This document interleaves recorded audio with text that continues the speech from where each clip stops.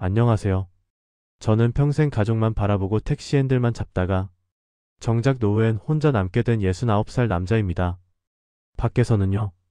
기사님 고생 많으시죠? 아버님 같은 분들 덕에 우리가 편하게 다녀요. 이런 소리 참 많이 들었습니다. 근데 정작 제 집안에서는요. 아빠는 왜 맨날 집에 없어? 당신은 애들이랑 보내는 시간보다 돈 버는 시간이 더 중요해? 이런 말도 많이 들었죠. 여러분, 평생 가족을 위해 산다고 살았는데 막상 늙고 나니까 문득 이런 생각이 들더라고요. 어? 내 인생은 어디 갔지? 이런 생각 해보신 적이 있으세요? 먼저 말씀드릴게요. 이 이야기는 실제 같지만 어디까지나 창작된 드라마 시나리오입니다.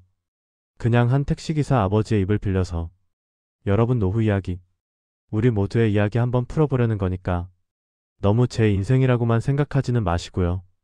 그래도 혹시 듣다 보면 어? 이거 내 얘기인데? 싶은 부분 분명 한두 군데는 있으실 겁니다. 저는 20살 때부터 택시를 몰았어요. 군대만 갔다 오고 바로 서울로 올라와서 친척이 하는 개인 택시 옆자리에 앉아서 길부터 배웠습니다. 야, 운전은 그냥 하는 게 아니야. 사람을 태우는 거야.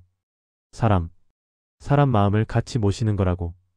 그 말을 해준 분이 그때 저를 가르치던 큰처남이었습니다.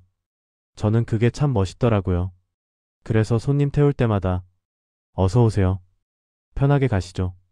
이 말은 꼭 했어요. 그게 제 자존심이었거든요. 26에 결혼을 했습니다. 아내는 미용실에서 일하던 여자였어요. 눈웃음이 참 예쁜 사람이었죠. 아니, 기사님이시라면서 왜 항상 버스 타고 와요? 내 차 타고 오면 괜히 장사 방해될까봐 그렇지. 말은 잘한다. 이러면서 웃다가 어느 날은 저한테 그러더라고요. 근데요, 택시기사랑 결혼하면 진짜 집에 같이 있는 시간은 별로 없는 거죠? 그 말 듣고 그때는 제가 허세를 좀 부렸습니다. 그래도 우리 집은 당신이랑 애들이 원하는 건 웬만하면 다 해줄 수 있을걸? 그 말이 제 평생을 묶어버린 약속이었어요. 좋게 말하면 책임감이고 나쁘게 말하면 제 인생을 스스로 팔아버린 한마디였죠. 애는 셋을 낳았습니다. 큰딸 하나, 둘째는 아들, 막내도 아들. 큰딸 태어날 때는요. 제가 분만실 앞에서 서성이다가 손님 전화 온 거 받고 또 나갔어요. 여보, 나 잠깐만 나갔다 올게. 회사에서 급하게 오라네. 금방 갔다 올게. 미안해. 그게 무슨 개떡 같은 소리입니까? 지금 생각하면 그때 제 아내 참 대단했어요. 웃으면서 그럽니다. 당신이 왜 미안해? 당신 돈 벌어와야 우리 애기도 분유 먹지. 그러고 나서 그 애기분만 실에서 나올 때 저 없었습니다. 첫째의 얼굴을 저는 병원 침대 대신 휴게소 주차장에 세워둔 택시 앞에서 사진으로 처음 봤어요. 둘째, 셋째 때도 비슷했습니다. 항상 일이 먼저였죠. 아내는 늘 말했습니다. 여보, 당신이 밖에서 고생하는 거 알아. 그러니까 집 걱정은 하지 마. 애들은 내가 다 볼게. 그 말 한마디가 저를 더 미치게 뛰게 만들었어요. 하루에 14시간, 16시간씩 운전대를 잡았습니다. 여러분, 그렇게 살면요. 눈 떠서 가족 얼굴 보는 시간보다 손님들 얼굴 보는 시간이 더 길어집니다. 아침 일찍 나갈 땐 애들이 자고 있어요. 밤늦게 들어오면 또 자고 있습니다. 애들 얼굴 제대로 보는 건 주말 낮에 잠깐 택시 차고지에 차 세워놓고 집에 와서 밥 먹을 때뿐이었어요. 그래도 전 그게 당연한 줄 알았습니다. 학원비 밀리지 않고 집세 밀리지 않고 아내가 마트에서 장 볼 때 카드 긁히면 그걸로 됐다. 이렇게 스스로 위안을 했죠. 아내는요. 한 번도 제게 힘들다는 말을 안 했습니다. 여보, 애들 학원 하나 줄일까? 제가 이렇게 말하면 늘 이렇게 대답했어요. 아니야. 지금은 힘들어도 나중에 애들이 아, 우리 부모님이 그래도 공부할 기회는 줬구나. 이렇게만 생각해줘도 우리는 성공한 부모야. 그 말을 듣고 또 차에 기름 가득 넣고 나갔습니다. 집은 전세에서 시작했어요. 반지하에서 시작해서 겨우겨우 10년 넘게 갚아서 조그만 아파트 하나 마련했습니다. 그날 제가 택시 핸들을 잡고 울었습니다. 야, 이놈의 손모가 고생했다. 그래도 애들 지낼 집 한 칸은 만들었네. 그렇게 혼자 중얼거리면서요. 주유소에서 세차하다가 물줄기 맞으면서 울었어요. 손님이 보면 뭐라고 했겠습니까? 기사님, 물이 눈에 들어갔어요? 이랬겠죠. 근데요, 여러분. 인생이 참 웃긴 게 그렇게 아파트를 마련하니까 이제는 또 다른 욕심이 생기더라고요. 큰딸 대학 가니까 등록금, 둘째 군대 갔다 와서 취업할 때까지 생활비, 막내는 공부를 좀 한다고 또 학원비가 늘어나고 뭐 하나 줄어드는 게 없어요. 늘어나기만 하죠. 그래도 저는 괜찮다 생각했습니다. 왜냐? 아내가 옆에 있었으니까요. 아내가요. 퇴근하고 들어온 저한테 늘 이랬거든요. 여보, 오늘은 손님들이 착했어? 아님 진상 손님이 많았어? 그럼 제가 욕도 좀 섞어서 얘기하고 웃기기도 하면서 풀어놓고 그래도 당신이 이렇게 이야기를 들어줘서 내가 또 나갈 힘이 난다. 이렇게 말하곤 했어요. 그게 제 결혼 생활의 행복이었습니다. 돈이 아니라, 집 평수가 아니라 그 대화 몇 마디가요. 근데요. 사람 인생이 늘 그렇듯이 좋은 날만 있는 건 아니죠. 아내가 쉰둘이 되던 해였습니다. 갑자기 밥을 조금씩만 먹더라고요. 밥맛이 없다고, 속이 더부룩하다고. 처음엔 그냥 위장약 먹으면 나을 줄 알았어요. 여보 속 안 좋으면 소화제 하나 먹어. 이렇게 말했죠. 근데 점점 살이 빠지기 시작했습니다. 손목이 가늘어지고, 허리가 휑해지고, 평소에 애들이랑 깔깔대며 웃던 사람이 소파에 가만히 누워있는 시간이 많아졌어요. 병원에 갔더니 의사가 그러더군요. 정밀 검사를 좀 해봐야겠습니다. 그리고 몇 번의 검사 끝에 우리가 들은 말은 딱 세 글자였습니다. 위암입니다. 그날 집으로 돌아오는 길에 제가 택시 운전석에 앉았는데 시동이 안 걸리더라고요. 손이 떨려서 기어를 뒤로 넣어야 하는데 자꾸 아예 들어갑니다. 아내는 조수석에 앉아 있었어요. 창밖만 보고 웃지도 울지도 않고 있었습니다. 제가 겨우 한마디 했습니다. 여보, 미안하다. 왜 미안한지 사실 말로 다 못했어요.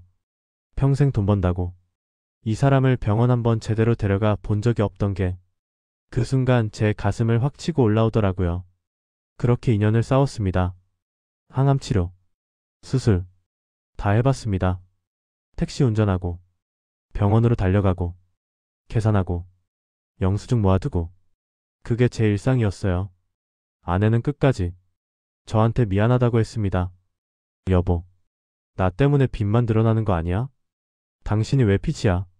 당신 때문에 내가 사람 구실했는데 근데 결국 그 사람은 저보다 먼저 갔습니다. 그날 이후로 집이 너무 조용해졌어요. TV 소리는 큰데 사람 소리가 없었습니다. 여러분, 그때부터였던 것 같아요.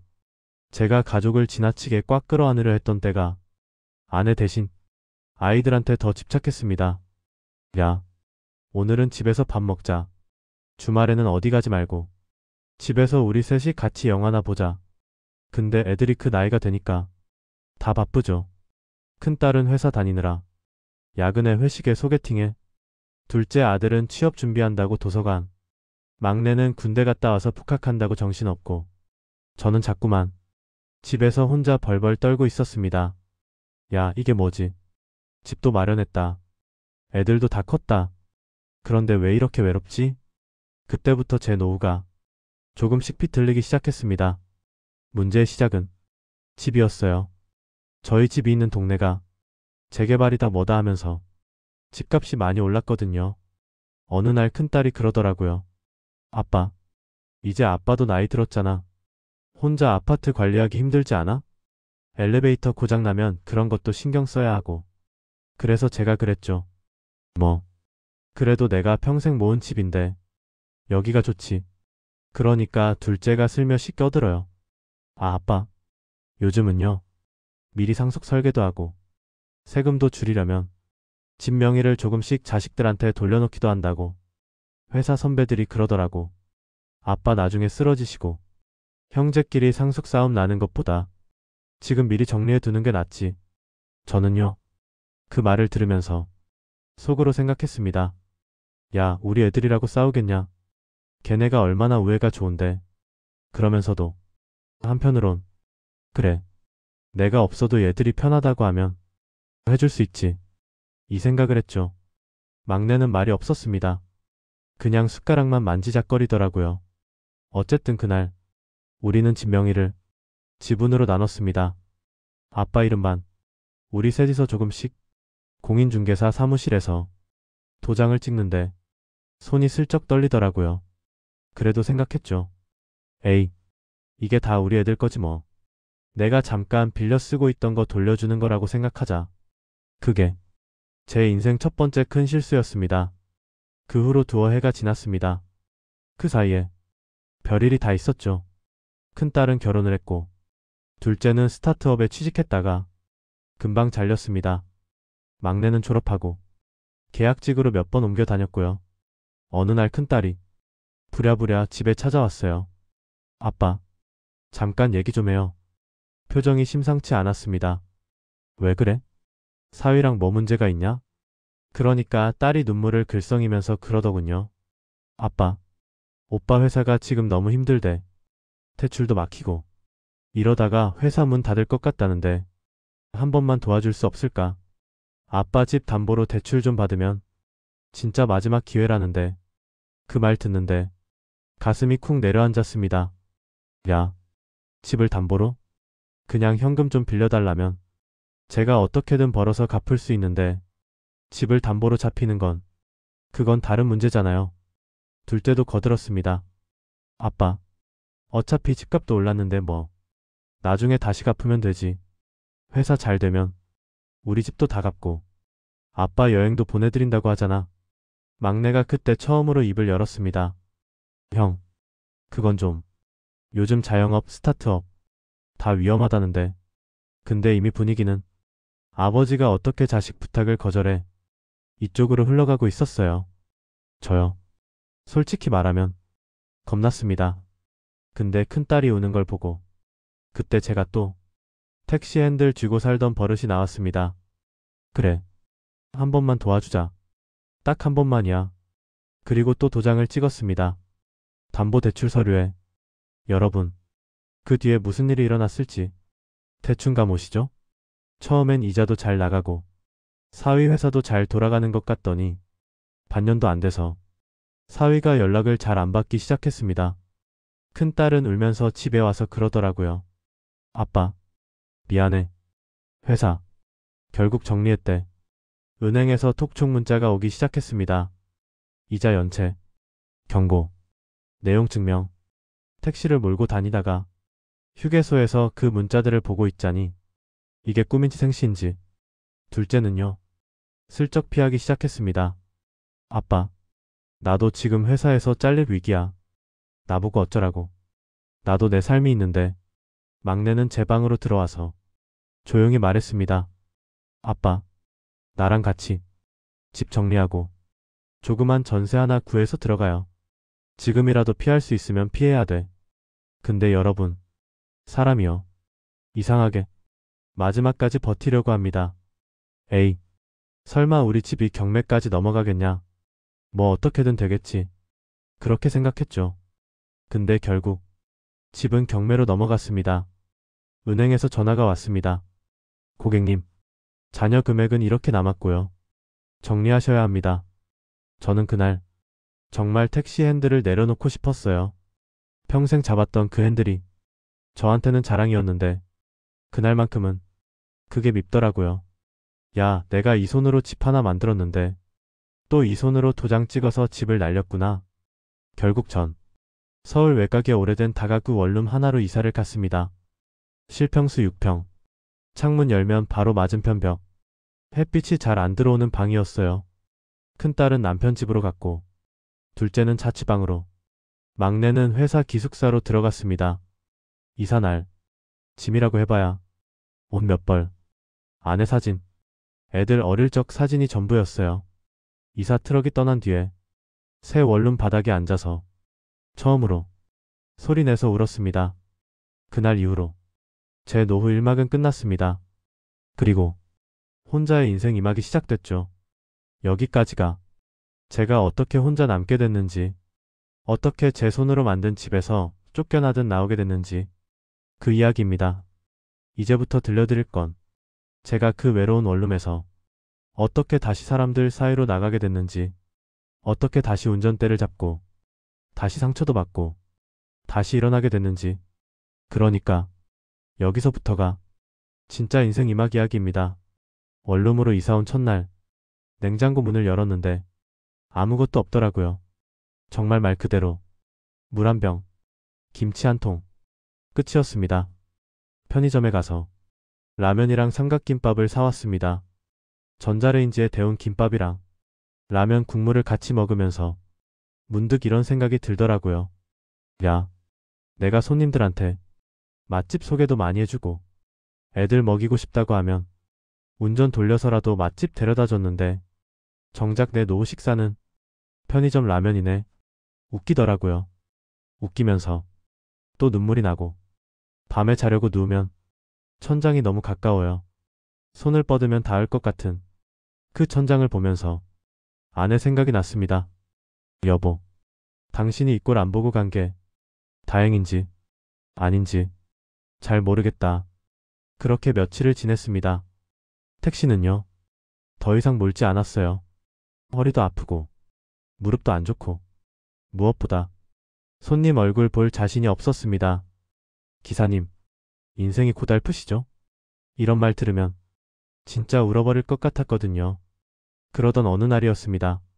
동네 주민센터에서 우편물이 하나 왔어요. 어르신 복지 안내문. 제가 그걸 보고 피식 웃었습니다. 어르신? 아, 나도 이제 이런 걸 받는 나이가 됐구나. 봉투를 뜯으니까 동네 노인복지관에서 하는 프로그램 안내가 잔뜩 들어있었어요. 무료 점심, 기초체조, 노래교실, 컴퓨터 교실, 그리고 시니어 일자리 상담. 처음엔 그 종이를 접어서 그냥 서랍에 넣어둬 버렸습니다. 내가 거길 왜 가? 거기 가면 다 늙은 사람들만 있겠지. 내가 거울 보면 내 얼굴도 늙었는데 거기 가서까지 노인 소리 듣고 싶진 않다. 근데 그날 저녁 반찬도 없고 TV에서 나오는 건 장례보험 광고뿐이었어요. 지금 가입하면 당신이 떠난 뒤 가족의 부담을 줄일 수 있습니다. 그 광고를 보고 있는데 갑자기 화가 나더라고요. 야, 내가 평생 가족 부담 줄여준다고 이 악물고 살았는데 이제 와서 또 가족 걱정을 하래? 그 순간 문득 복지관 안내문이 생각났습니다. 그래, 한 번 정도는 가볼까? 어차피 나 혼자 집에 있어봐야 TV랑 벽이랑만 얘기하는데.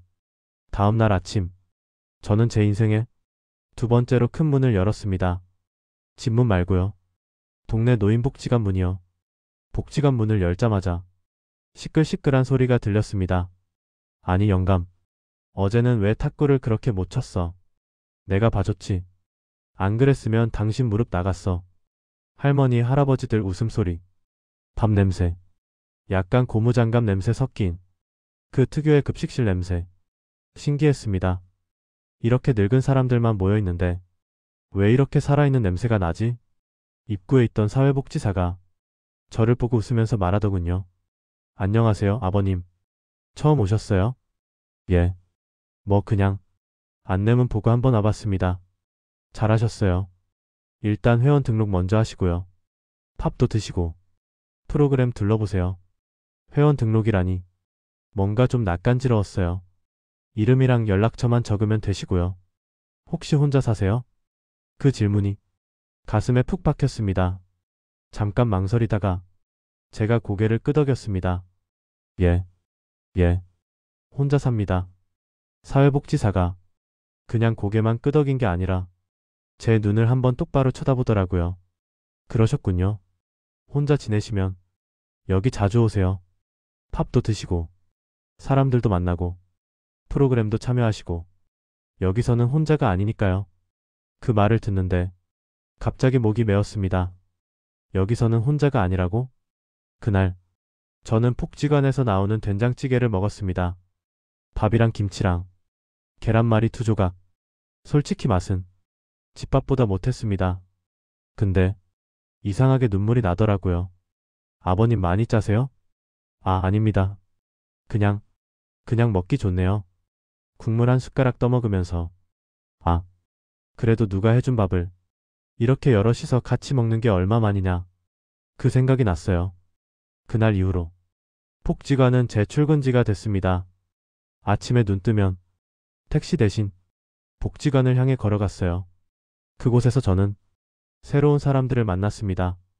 옆자리에서 밥 먹던 분이 먼저 말을 걸더라고요. 어르신은 어디 사세요?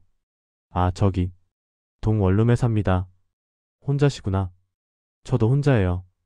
저는 옛날에 시내버스 몰았어요. 그 사람 이름은 만수 형님이었습니다. 머리는 하얗고 허리는 약간 굽었지만 목소리만큼은 버스 마이크를 잡던 그때 그대로였어요. 야, 택시 했으면 길은 나보다 더 잘 알겠네. 난 항상 정해진 노선만 다녀서 바깥 길은 잘 몰라. 그날 우리는 버스 얘기, 택시 얘기, 손님 욕, 교통경찰 욕, 별별 얘기를 다 했습니다. 그렇게 저한테도 친구가 생겼습니다. 복지관에서 가장 인기 많은 프로그램이 노래교실이었습니다. 아버님 노래 좋아하세요?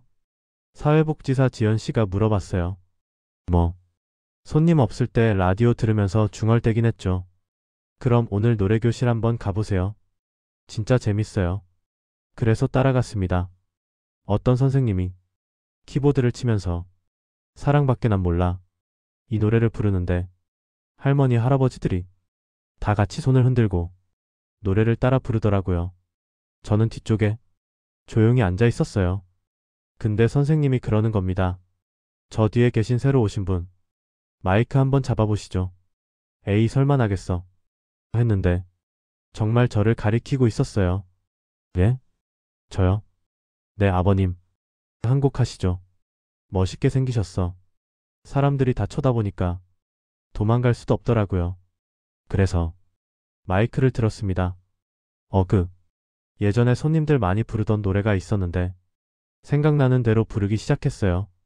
그대 그리고 나 사랑을 느꼈죠. 음도 많이 틀렸고 목도 많이 갈라졌습니다. 근데 끝나고 나니까 사람들이 박수를 치는 거예요. 우와 아버님 목소리 좋으시네. 이야 기사님이 노래도 하시네. 그 순간 마음속에서 뭔가가 탁 하고 풀리더라고요. 아, 내가 아직도 사람들 앞에서 뭔가 할 수 있는 사람이구나. 그날 집에 돌아오는 길에 거울을 봤습니다. 주름진 얼굴, 흰머리. 하지만 그 속에 조금은 반짝이는 눈동자가 있는 것 같았어요. 여러분, 인생 2막은 그렇게 시작되었습니다. 복지관에서 노래교실, 탁구반, 컴퓨터 교실까지 등록하고 다니면서 조금씩 웃는 법을 다시 배웠어요. 그러던 어느 날 지연 씨가 저를 부르더군요. 아버님, 혹시 아직 운전면허 유효하세요? 예? 아, 네. 제가 뭐 아직도 운전은 자신 있습니다. 그럼 이번에 시청에서 하는 시니어 동행 택시 일자리 한번 지원해 보실래요?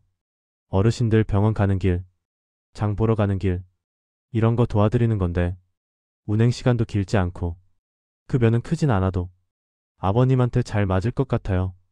전 순간 가슴이 뛰었습니다. 제가 다시 운전대를 잡을 수 있을까요? 그럼요. 경력도 많으시고 무엇보다 말 상대 잘해주는 기사님이 더 중요하거든요. 그 말을 듣는데 마치 누가 제 어깨를 탁 치는 느낌이었습니다. 그래. 처음 교육받는 날이었어요. 시청 건물 강당에 저 같은 어르신들이 쭉 앉아 있었죠. 시니어 동행 택시는요. 그냥 교통수단이 아닙니다. 어르신들의 발이자 말벗입니다. 공무원이 그렇게 설명하는데 가슴이 이상하게 뜨거워지더라고요. 그래. 내가 평생 해온 게 저거였지.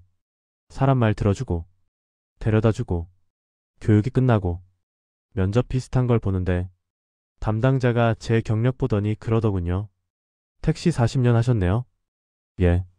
뭐 산전수전 다 겪었죠. 사고 경력은요? 제 잘못으로 낸 사고는 딱 한 번 있습니다. 신호 잘못 본 제 잘못이었죠.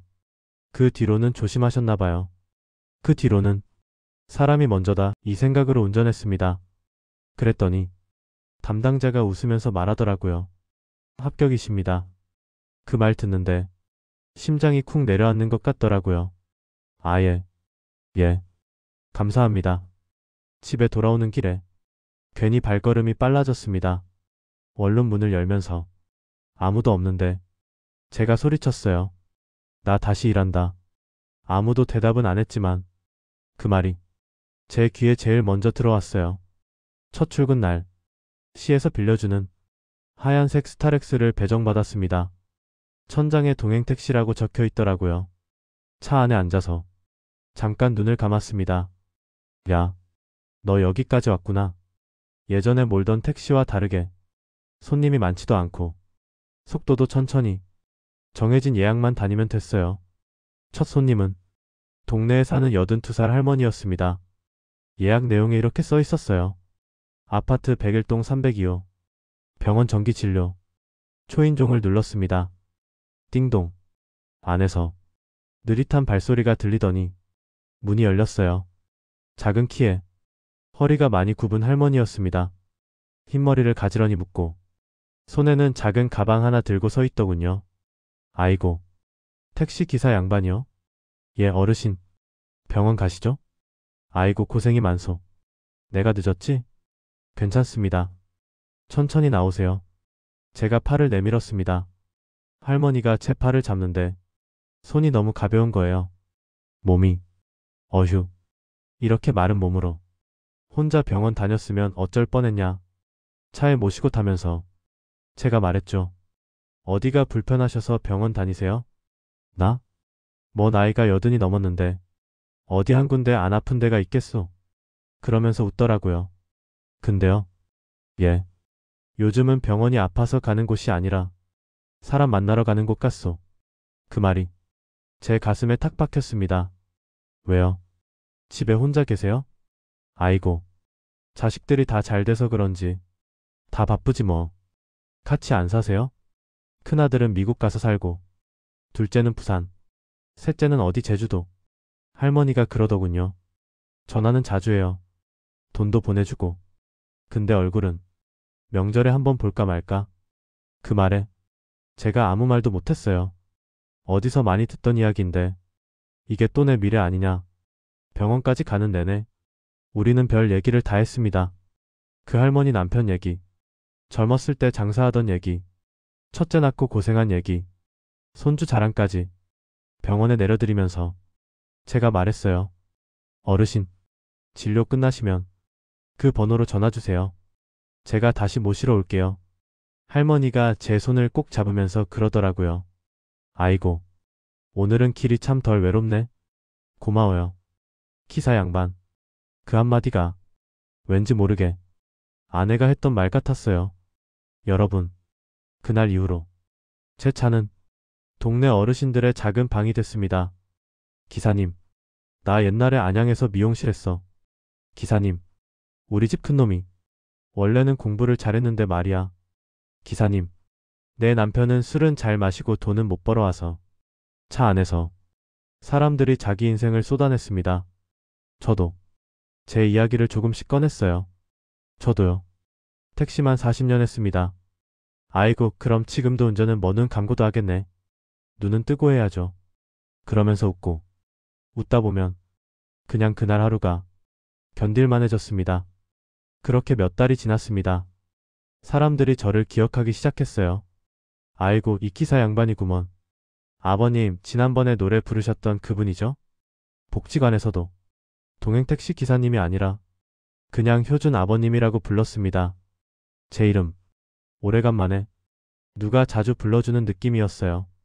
근데요, 인생이 또 그렇잖아요. 좋은 일만 계속되면 드라마가 아니죠. 제 인생 이막에도 역시 폭탄 하나가 기다리고 있었습니다. 어느 날이었습니다. 복지관에서 가족과 함께하는 나들이 행사라는 걸 한다고 하더라고요. 어르신과 자녀들이 같이 버스를 타고 근교로 소풍을 가는 행사였어요. 사회복지사가 저한테 그러더군요. 아버님도 자녀분들하고 함께 신청해보세요. 저는 순간 말문이 막혔습니다. 아, 우리 애들은 바쁠 텐데. 그래도 한번 말씀은 드려보세요. 다른 분들도 다 그러세요. 근데 막상 오면 얼마나 좋아하는지 몰라요. 복지관에서 집으로 돌아오는 길, 휴대폰을 꺼내 들었습니다. 큰딸 번호를 눌렀어요. 아빠. 너 바쁘지? 응, 회의 들어가기 전에. 왜? 순간 아무 말도 안 나왔습니다. 야, 이걸 어떻게 꺼내지? 그래도 용기 내서 말했죠. 다음 달에 말이다. 폭지관에서 나들이 행사를 하나 보더라. 가족이랑 같이 가는 거라는데 너 시간 되면 같이 갈래? 잠깐 침묵이 흐르더니 큰딸이 이렇게 말하더군요. 아빠, 그날 나 회사 워크숍 있어. 팀에서 거의 강제 참석이야. 아, 그래. 바쁘면 어쩔 수 없지. 미안해. 아빠, 대신 사진 많이 찍어서 보내줘. 나중에 보여줘. 전 괜찮다고 했지만 전화를 끊고 나서 한참을 휴대폰을 들고 있었습니다. 둘째에게도 전화해봤습니다. 야, 너는? 아, 아빠. 그날 안 돼. 회사 프로젝트 마감이라. 막내는? 아빠. 회사에서 주말 특근한다고. 나 요즘 거의 죽어나가. 결국 세 명 다 안 돼. 였습니다. 그날 밤 잠이 안 오더라고요. 그래. 다들 바쁠 나이긴 하지. 내가 왜 이렇게 기대를 했지? 그래도 마음 한가운데 작은 구멍이 하나 뻥 뚫린 느낌이었어요. 나들이 당일 폭지가 아픈 아침부터 난리였습니다. 손주 손을 잡고 나온 할머니, 사위랑 나온 어르신, 며느리랑 팔짱 낀 할아버지, 버스 앞에서 기념사진을 찍는데 다들 얼굴이 환했습니다. 지연 씨가 제 옆에 서서 말하더군요. 아버님, 혹시 자녀분들 못 오셨어요? 제가 웃으면서 대답했습니다. 예, 바쁘답니다. 요즘 젊은 것들이 다 그렇죠 뭐. 아버님도 같이 가실래요? 아니, 난 괜찮아요. 버스 인원도 딱 맞는 것 같은데 난 오늘 여기서 기사한다고 생각하고 어르신들 짐이나 좀 들어드릴 겸 그렇게 말하긴 했지만 솔직히 버스에 타고 싶었습니다. 버스에 타는 사람들 한 명 한 명 이름을 불러주면서 지연 씨가 사진을 찍어주는데 그게 그렇게 부러울 수가 없더라고요. 버스가 출발할 때 창문을 통해 안이 보였습니다. 어떤 할아버지가 옆에 앉은 딸의 어깨에 기대고 있었어요. 아이고, 우리 딸이 날 다 데리고 다네. 그 장면 보고 가슴이 확 막혔습니다. 버스가 코너를 돌아 사라질 때까지 저 혼자 복지관 앞에 서 있었어요. 바람만 붕 불고 있었습니다. 그날 혼자 원룸에 들어와서 처음으로 술을 사왔어요. 평소엔 거의 안 마셨거든요. 택시 운전 습관이 남아서 편의점에서 소주 한 병, 두부 한 모를 사가지고 싱크대 앞에서 혼자 앉아 마셨습니다. 여보, 당신 같으면 어땠을까? 아내 사진을 들여다보면서 당신이 있었으면 애들 끌고라도 가자고 했겠지. 술이 들어가니까 속에서 별별 말이 다 나오더라고요. 처음엔 애들이 이해됐습니다. 그래, 다들 먹고 살기 바쁘지. 내가 너무 기대했지 뭐. 그러다가 점점 서운해졌어요. 근데 한 번쯤은 나한테 맞춰줄 수도 있는 거 아닌가? 왜 나는 평생 애들한테 맞춰주기만 했을까? 마지막엔 이런 생각까지 들었습니다. 나도 한 번쯤은 난 못 가. 내가 바빠. 이렇게 말해보고 싶었다. 그날 그렇게 취해서 바닥에서 잠들었습니다. 다음 날 머리가 깨질 것 같았어요. 복지관에 갈까 말까? 잠깐 망설였지만 그래도 가야겠다 싶었습니다. 괜히 안 나가면 더 구겨질 것 같은 기분 있잖아요.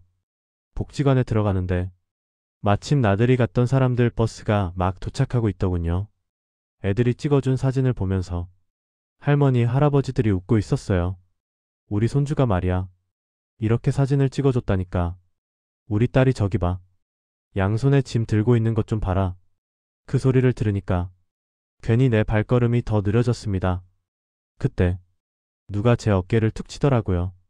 아버님, 돌아보니 지연 씨였습니다. 어제 많이 서운하셨죠? 그 말이 왜 그렇게 따끔하게 들리던지. 아니에요. 괜찮아요. 다들 바쁘다는데 뭐. 그랬더니 지연 씨가 한숨을 쉬더니 이렇게 말하더군요. 저희도 이런 행사할 때마다 참 여러 가지 생각이 들어요. 가족이 같이 올 수 있는 분들도 계시고 못 오는 분들도 계시고 그래서 사실은 이런 프로그램도 하나 준비하고 있었어요. 어떤 프로그램요? 가족이 대신해 줄 수 없는 가족. 같이 밥 먹고, 같이 얘기 나누는 모임. 이름을 아직 못 정했는데, 그냥 말 그대로 두 번째 가족 모임 같은 거요. 그 말을 듣는데 눈물이 핑 돌았습니다. 두 번째 가족. 아버님이 그 모임 1호 멤버가 되어주시면 어떨까요? 저는 진짜 눈물이 왈칵 쏟아질 뻔했어요. 내가요? 네. 아버님은 혼자 계시지만 혼자 안 계시게 만들어드리는 게 저희 일이라고 생각해요. 그 말이 제 인생 두 번째 반전이었습니다. 아, 혈연이 다가 아니구나. 이제는 내가 스스로 가족을 만들어야 하는구나. 그날 전 고개를 끄덕였습니다. 알겠습니다. 한번 해봅시다. 두 번째 가족. 그 모임 첫날 폭직한 작은 강의실에 저 포함해서 5명이 앉아 있었어요. 남편이 먼저 간 할머니, 자식이 외국 가서 연락이 뜸하다는 아저씨, 이혼하고 혼자 산다는 할머니, 그리고 버스 몰다 허리 다쳐서 그만두고 혼자 지낸다는 만수 형님. 사회복지사가 우리를 향해 말했습니다. 오늘부터 여기 계신 분들은 서로의 가족입니다. 말은 좀 촌스러웠어요. 근데 이상하게 그 말이 우리 마음 안으로 쑥 들어왔습니다. 만수 형님이 먼저 입을 열었어요.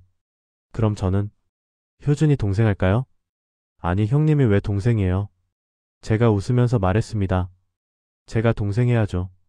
그러자 옆에 앉아있던 할머니가 그러더군요. 그러면 나는 둘째 누나 할까? 그렇게 농담하다가 우리는 서로의 사연을 조금씩 꺼내놓기 시작했습니다. 나 말이야. 22살 때 버스 몰기 시작했는데 나는 남편이 공장 다녔는데 맨날 야근해서 집에서 얼굴 못 봤어. 나는 아들이 집 팔자고 해서 도장 찍었다가 그 말에서 우리가 눈을 마주쳤습니다. 도장 찍었다가 제가 물었어요. 그 할머니가 한숨을 내쉬며 말했습니다. 도장 한번 잘못 찍고 집에서 쫓겨난 사람 여기 한 명 더 있어요. 그 순간 소름이 돋았습니다. 야, 나만 그런 게 아니었구나. 그날 우리는 서로의 상처를 완전히 다 보여주진 못했지만 조금씩 내놓기 시작했습니다. 집으로 돌아오는 길 저는 이상하게 가벼웠어요. 그래, 나만 잘못 산 게 아니었구나. 나만 당한 것도 아니고. 그러면서도 한 가지 생각이 들었습니다. 근데 우리가 이렇게 다들 당하면서 살았는데 우리 애들은 나중에 또 자식들한테 그렇게 할까? 그럼 도대체 이 끊어지지 않는 고리가 어디서 끊어지는 거지? 그 질문이 머릿속에서 떠나질 않았어요. 여러분, 제가 우리 애들을 원망 안 하는 건 아닙니다. 솔직히 말하면 지금도 가끔은 서운한 마음이 훅 올라와요. 근데요, 두 번째 가족 모임에 나가다 보니까 어느 순간 이런 생각이 들더라고요. 나도 내 부모님한테 이렇게 했던 적이 있지 않나? 맞아요. 저도 젊을 때 고향에 계시던 부모님께 자주 못 내려갔어요. 택시 손님이 많아서, 애들이 어려서, 돈이 없어서 이런 핑계로 어버이날에 전화 한 통으로 넘긴 적이 많았죠. 어머니가 한번 그러셨어요. 야, 효준아, 너 목소리 들으니까 좋다. 그 말만 하시던 어머니. 그 어머니가 돌아가셨을 때 저는 장례식장에서 택시 모는 친구들한테 이랬어요. 야, 나도 자식이지만 효도한 게 없다. 근데 그 미안함이 세월이 지나면서 조금씩 옅어졌습니다. 그리고 이제 와서 내 애들을 보면서 제가 똑같은 말을 하고 있는 거예요. 얘네가 날 챙기질 않아. 그래서 어느 날 마음 먹고 큰딸에게 전화를 했습니다. 야, 나 너한테 할 말 있다. 왜 아빠? 또 무슨 대출 톡촉 전화 왔어? 아니, 그런 거 아니고. 내가 말이다. 너 어렸을 때 너 학교 학예회 한 번도 못 간 거 알지? 딸이 잠깐 조용해지더라고요. 알지. 아빠. 그때 나 속상했었어. 미안하다. 그때는 그게 당연한 줄 알고 살았다. 돈 벌어다 주면 부모 역할 다 한 줄 알았거든. 근데 지금 생각해보니까 내가 그때 너한테 되게 많이 빚졌다. 딸이 한숨을 쉬더니 이렇게 말했습니다. 아빠, 이제 와서 그런 얘기하면 내가 울잖아. 그리고 조용히 이런 말도 덧붙이더군요. 나도 지금 애 키우면서 아빠가 왜 그랬는지 조금은 알 것 같아. 근데 아빠, 나도 요즘 내 애한테 미안한 일 매일 만들고 살거든. 그 말 들으니까 죄책감이랑 서운함이 좀 이상하게 섞여서 눈물이 나더라고요.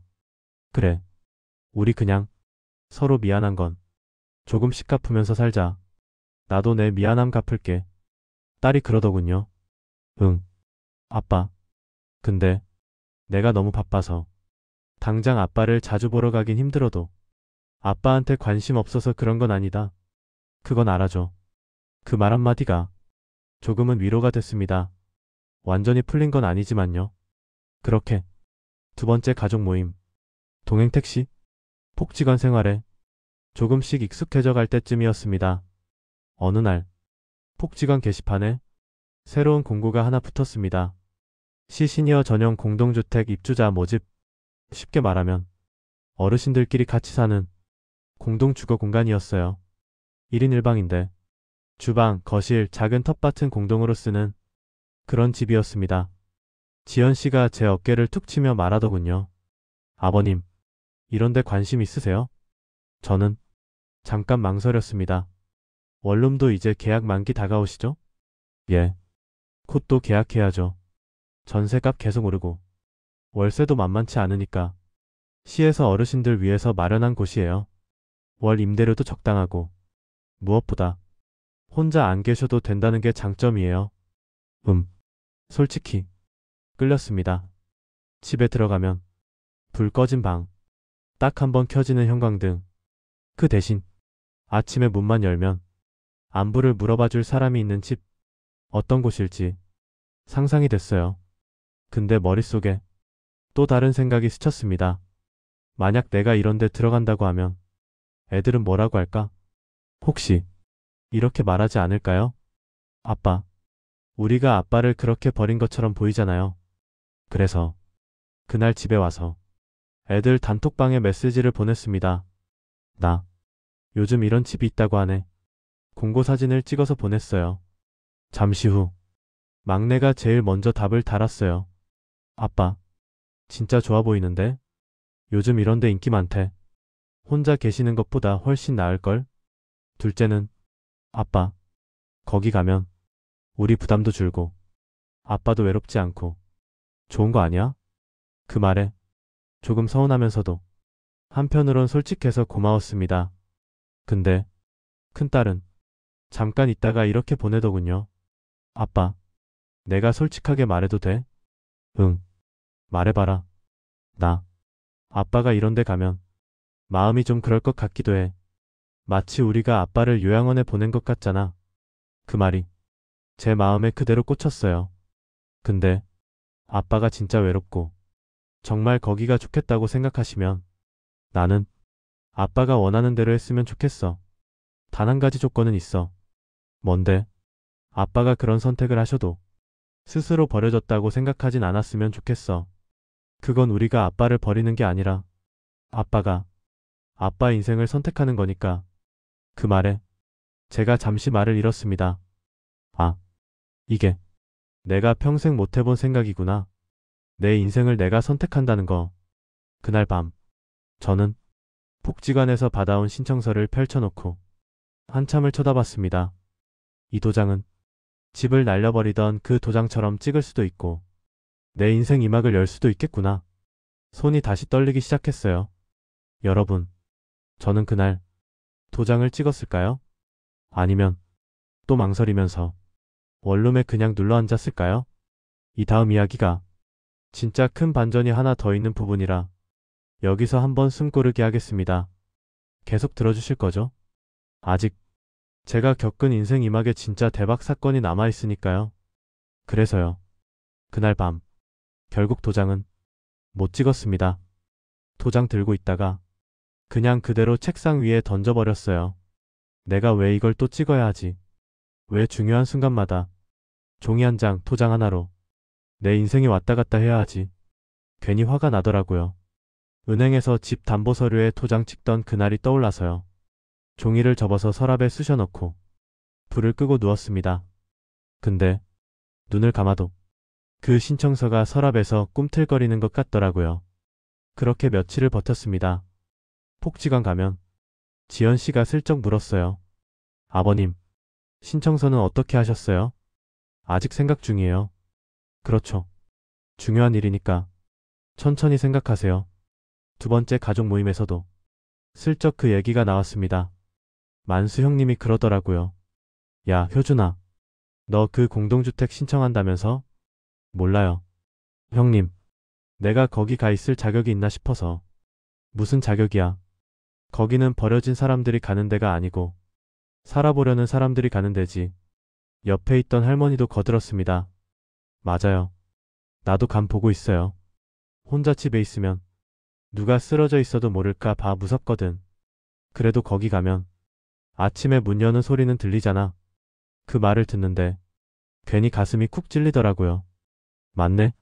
나도 사실 가끔 새벽에 가슴이 답답하고 그러면 혹시 여기서 나 혼자 쓰러져도 하루 이틀은 아무도 모르겠지. 이 생각했는데 근데 또 한편으로는 이런 생각도 들었습니다. 그래도 이 나이에 뭐라도 내가 결정할 수 있는 게 남아있긴 하네. 그래서 하루만 더, 딱 하루만 더 생각해보자. 스스로에게 약속을 했어요. 근데 인생이 참 결정할까 말까 망설일 때 꼭 뭐 하나 사건이 터지죠. 그날이 그랬습니다. 그날 오전에도 동행 택시 운행을 하고 있었어요. 어느 할머니를 복지관까지 모셔다 드리고 잠깐 쉬려고 차를 세웠는데 딸에게 전화가 왔습니다. 큰딸, 아빠. 왜? 무슨 일 있냐? 아빠 지금 어디야? 차 아니지. 왜? 딸 목소리가 평소랑 조금 달랐어요. 조금 급했달까? 아빠, 혹시 오늘 저녁 시간 돼? 오늘? 뭐 오후에 예약 하나 있고. 그거 끝나면 괜찮긴 하지. 그럼, 나, 아빠 집에 가도 돼?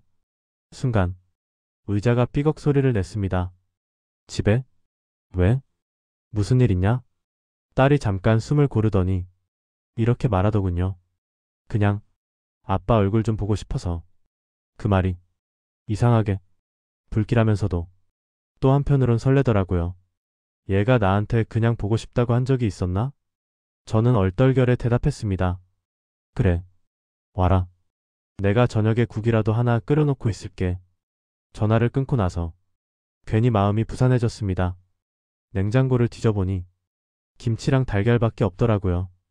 에이, 이럴 땐 그래도 고기라도 좀 있어야지. 급하게 마트에 들러서 돼지고기 조금, 채소 조금, 장바구니에 담았습니다. 계산대에서 카드를 긁는데 괜히 기분이 이상했어요. 아, 나 아직도 딸 온다고 하면 이렇게 마트에서 고기를 고를 수 있는 사람이구나. 저녁이 되기 전에 집 청소를 했습니다. 테이블 닦고, 바닥도 밀고, 안에 사진도 먼지 털고. 여보, 우리 딸 온대. 좀 잘 봐줘. 국 끓이는 냄새가 방 안에 퍼졌습니다.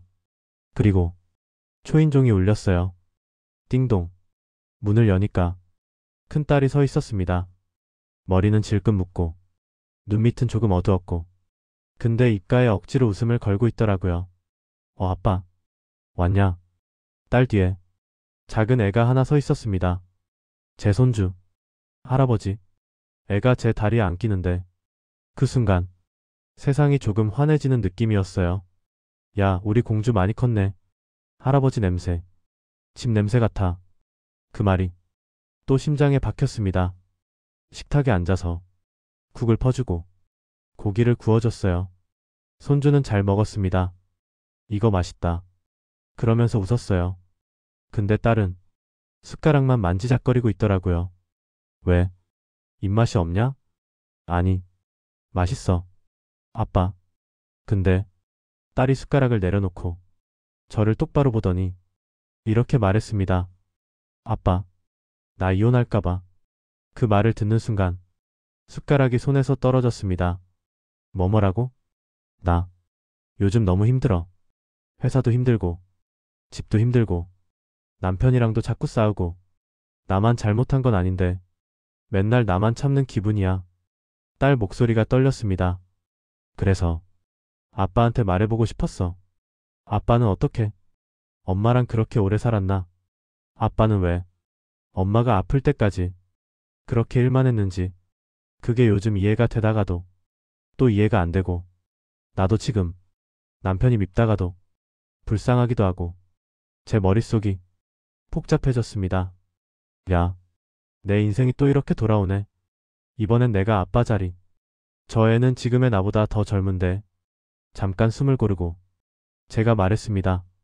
너 남편이 바람 피웠냐? 아니, 그런 건 아니야. 손찌검은? 그것도 아니야. 그럼 일단은 이혼 얘기는 조금 넣어둬라. 딸이 눈살을 찌푸렸습니다. 아빠는 늘 그렇게 말해. 조금만 참아라. 엄마한테도 그랬지? 그 말에 가슴이 철렁 내려앉았습니다. 근데 아빠, 나도 요즘 이런 생각이 들어. 엄마가 그때 아빠한테 조금만 더 자기 힘들다고 말했으면 좀 덜 아프지 않았을까? 그 말에 저도 모르게 목소리가 커졌어요. 야, 너 지금 엄마 죽은 걸 내 탓하는 거냐? 딸이 놀란 눈으로 절 봤습니다. 그리고 느리게 고개를 저었어요. 아니, 아빠 탓만 하자는 건 아니야. 근데 나도 이제 엄마 나이랑 비슷해지니까 그때 엄마 마음이 자꾸 겹쳐져서 그래. 잠시 침묵이 흘렀습니다. 손주가 눈치를 보더니 조용히 쌀밥만 집어먹고 있었어요. 제가 한숨을 쉬고 좀 낮은 목소리로 말했습니다. 그래, 나도 요즘 그 생각 많이 한다. 어떤 생각? 내가 엄마 편에 서준 적이 과연 얼마나 되나? 딸 눈이 살짝 동그래졌습니다. 나는 말이다. 평생 가족 편에 선다고 생각했어. 돈 벌어다 주는 게 제일 큰 편인 줄 알고 살았지. 근데 이제 와서 보니까 돈이 전부는 아니더라. 엄마한테 진짜 한 번이라도 힘들지? 이 말 진심으로 해봤나 싶어. 잠깐 딸도 눈물을 훔쳤습니다. 아빠, 그래서 말인데 너 이혼 얘기 다른 사람한테 하기 전에 진짜로 너 편에 서줄 사람 한 명은 있어야 한다. 그게 남편이든 아빠든 둘 중 하나는. 딸이 웃으면서 울더라고요. 아빠는 내 편이야? 이번엔 좀 내 편 해보려 한다. 그 말을 하면서도 제가 조금 무서웠습니다. 내가 이혼을 하든 말든 그건 네 인생이고 내가 마음대로 할 수 있는 게 아니다. 근데 너도 너 인생을 내가 결정해야 한다. 나처럼 도장 찍으라는 대로 찍다가 나중에 후회하지 말고. 딸이 물었습니다. 도장 또 찍으셨었어? 그래서 집 이야기, 담보 이야기, 경매 이야기 다 털어놨습니다. 딸 표정이 점점 어두워지더니 손으로 얼굴을 가렸어요. 아빠, 그때 나 아무 생각 없이 한 번만 도와달라고 했었는데 아빠 속이 어땠을지 상상도 못했어. 나도 그때는 당장 너 걱정밖에 안 했지. 근데 칩이 넘어가고 나니까 비로소 내 인생이 같이 넘어간 게 보이더라. 딸이 고개를 끄덕였습니다. 그래서 이번 공동주택 도장은 아빠가 아빠의 인생 때문에 찍어야 한다. 그게 내 생각이다. 딸이 고개를 끄덕였습니다. 아빠, 나 솔직하게 말해도 돼? 그래.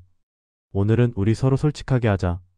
나 아빠가 그 집에서 쫓겨나듯 나오고 원룸으로 들어가셨을 때 너무 미안했는데 한편으론 무서웠어. 무서웠다고? 응. 나도 내 인생 살기 바쁜데 아빠까지 책임질 수 있을까?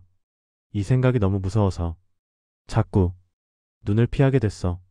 솔직한 말이었습니다. 아프지만 꼭 들어야 할 말. 그래서 만약 아빠가 그 공동주택에 가신다면 난 죄책감이랑 안도감이 동시에 들 것 같아. 아빠가 조금은 더 안전한 곳에서 계시니까 안도. 내가 다 못해줘도 다른 사람들이 같이 도와줄 수 있다는 안도. 그리고 내가 자식으로서 부족했다는 죄책감. 저는 한참을 딸 얼굴만 봤습니다. 야, 그거면 됐다. 뭐가? 내가 그렇게까지 생각하고 있다는 것만 알아도 나한텐 충분하다. 나도 이제는 내 인생 좀 챙기면서 살려고 한다. 딸이 웃으면서 물었습니다. 그럼 아빠, 도장 찍을 거야? 저는 조용히 고개를 끄덕였습니다. 그래. 이번엔 내가 내 인생 때문에 도장 찍어보려 한다. 딸이 제 손을 잡았습니다. 그러면 이번엔 내가 옆에서 본다. 아빠 도장 찍는 거. 그 말에 제가 웃었습니다. 그래. 이번엔 같이 가자. 그 다음 날 우린 진짜 같이 갔습니다. 시청 6층 주택과 사무실. 그 낯선 복도에서 저는 딸 손을 붙잡고 서 있었어요. 직원이 서류를 넘겨주며 말했습니다. 여기 입주 신청서. 여기 사인하시고 여기 도장 한 번만 찍어주시면 됩니다. 서랍에 넣어뒀던 그 도장. 딸이 제게 쥐어줬습니다. 아빠, 이번엔 후회하지 말자. 손이 덜 떨리더군요. 이상하게 어제보다 훨씬 덜. 그래. 이번엔 누구 부탁 때문에 찍는 거 아니다. 누구 사업 때문에도 아니다. 그냥 내가 내 노후를 위해서 찍는 거다. 도장을 꾹 눌러 찍었습니다. 쾅. 빨간 도장이 종이 위에 또렷하게 찍혔습니다. 직원이 말하더군요. 축하드립니다. 시니어 공동주택 예비 입주자 되셨습니다. 심사 통과되면 한 달 안에 연락드릴게요. 그 말을 듣고 나오는 길, 딸이 웃으면서 말했습니다. 아빠, 이제 이 집은 아빠 집이다. 전 그 말이 참 좋았습니다. 그래, 은행집도 아니고 자식집도 아니고 결혼해서 들어간 집도 아니고 이 집은 내가 도장 찍어서 얻은 내 집이다. 그 말하다가 나도 모르게 울컥했어요. 근데 여러분, 역시나 인생은 깔끔하게만 가지 않습니다. 저는 이미 예비 입주자니까 마음속으로는 거의 이사 준비를 하고 있었죠. 저기 가면 아침에 누가 문 두드려 주겠지. 폭도에서 누가 밥 드셨어요? 물어보겠지. 두 번째 가족 모임에 가서도 자랑했습니다. 나 예비 입주자 됐다. 야, 효준이 너 이제 우리 단체 회식은 어쩌냐? 에이 형님, 차 타고 오면 되죠. 그때도 다들 축하해줬어요. 그렇게 한 2주가 지났나? 전화가 왔습니다. 시청에서 어르신 되시죠? 예, 맞습니다. 시니어 공동주택 건으로 연락드렸습니다. 가슴이 벌써 두근거리기 시작했어요. 심사 결과 안타깝게도 이번 회차에는 선정이 되지 않으셨습니다. 귀를 의심했습니다. 예? 배점 기준이 있어요. 기초생활수급자, 차상위 계층, 무주택 여부, 토거 기간 등 여러 항목으로 점수를 내는데 이번에는 아버님보다 점수가 더 높으신 분들이 우선으로 선정되셔서요. 머리가 띵했습니다. 그럼 전 이제 어떻게 되는 겁니까?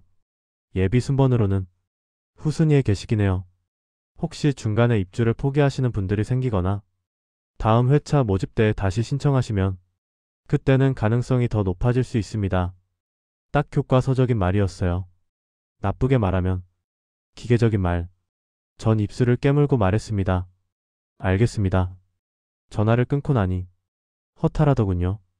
야, 역시 세상은 내 마음대로 되는 게 하나도 없지. 서랍에 다시 도장을 던졌습니다. 마치 철수당한 군인처럼. 그날 복지관에 안 나갈까 하다가 그래도 나가봤습니다. 만수 형님이 제 얼굴 보더니 바로 알아차리더군요. 야, 너 떨어졌냐? 네. 에이, 이놈들 봐라. 우리 효준이 같은 사람을 떨어뜨려. 옆에 있던 할머니가 슬쩍 제 손을 잡았습니다. 괜찮아요. 요즘 그런데 경쟁이 엄청 치열해요. 나도 다른데 신청했다가 떨어졌어. 그제야 조금 정신이 들었습니다. 그래. 나만 떨어진 거 아니지. 이게 또 제도라는 게 누굴 구제하려다 누군가는 또 밀어내는 거겠지.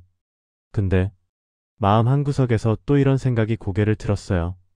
그래도 평생 일만 하고 이 나이에 원룸 하나 겨우 얻은 사람을 한 번쯤은 높게 쳐줄 수는 없는 건가.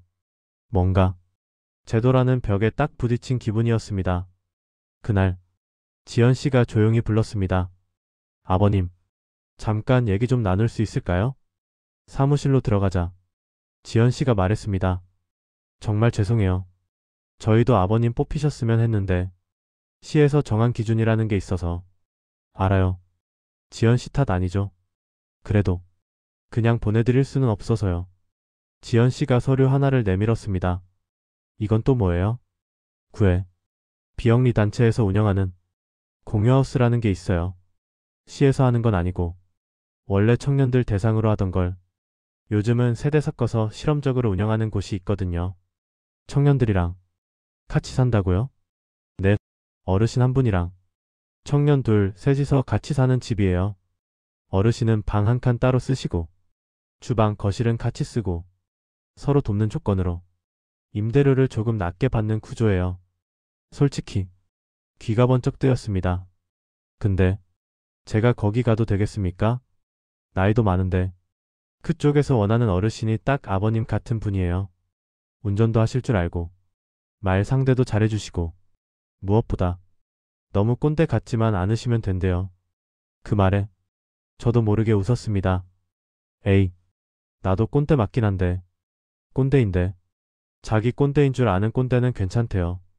둘이 같이 웃었습니다. 그 길로 그 단체 사무실을 찾아갔습니다.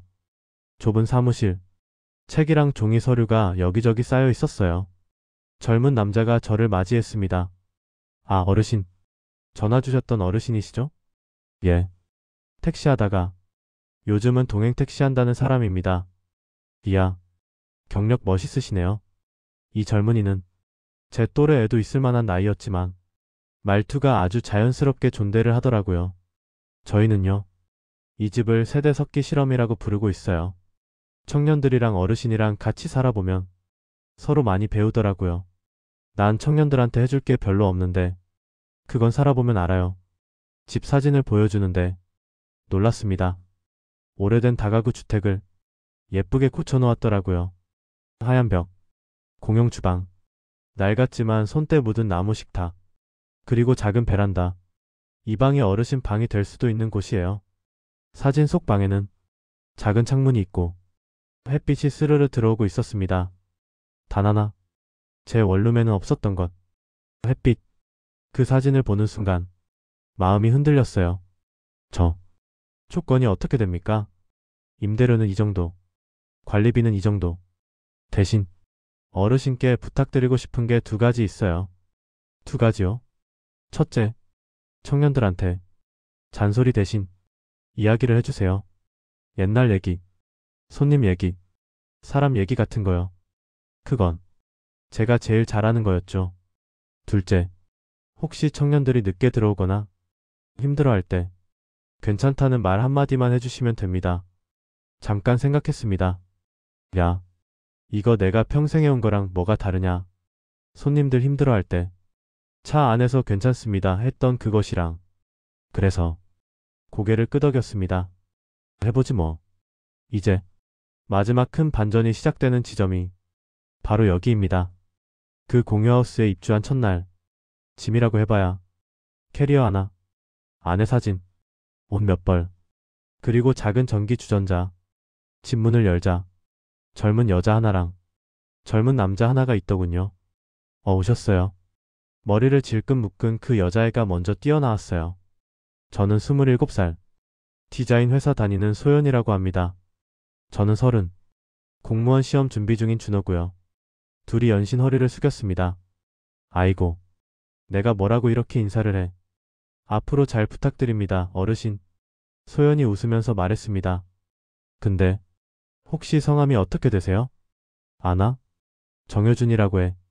순간 뒤에 있던 준호 얼굴 표정이 살짝 굳더니 조금씩 이상하게 변했습니다. 정효준이요? 왜? 어디서 들어본 이름이냐? 준호가 잠깐 머뭇거리더니 이렇게 말했습니다. 혹시 택시 하셨던 적 있으세요? 예전에. 가슴이 쿵 내려앉았습니다. 그래. 꽤 오래 했지. 왜, 혹시 어디서 본 적 있어? 준호가 한숨을 내쉬더니 제 눈을 똑바로 보며 말했습니다. 저 예전에 아버지 장례식장에서 택시 타고 집에 돌아가던 적이 있었는데 그때 기사님이 하신 말 아직도 기억해요. 머릿속이 갑자기 과거로 확 끌려 들어가는 느낌이었습니다. 그날 어떤 젊은 남자가 밤늦게 택시에 탔었어요. 눈이 빨갛게 부어 있었고 검은 양복 소매 끝이 젖어 있었고 어디 가십니까? 동이요.